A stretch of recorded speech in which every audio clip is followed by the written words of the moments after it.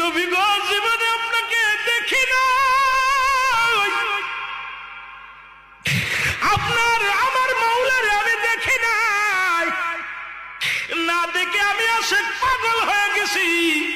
নবী গো আজকে বলে দাও তুমি আমি পোশাক ছাড়বো নাকি ছাড়বো, আমি জীবনটা দিয়া দিবনি।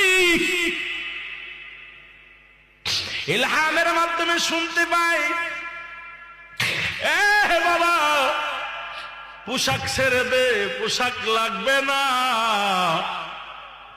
যাকে ছাড়লে হবে জাহান্নাম তোর ঠিকানা।